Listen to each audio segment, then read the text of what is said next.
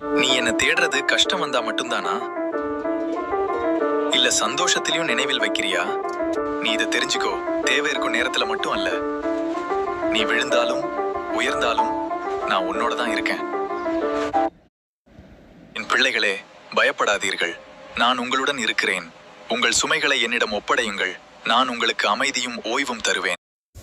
நீ இப்ப தோற்ற மாதிரி தோணலாம், ஆனா அது உன் முடிவில்ல, அது உன் ஆரம்பம். நீயே உன்னை சந்தேகப்படுற நேரத்துல கூட நான் உன்னை நம்பிக்கையா பாத்துக்கிட்டு இருக்கேன்.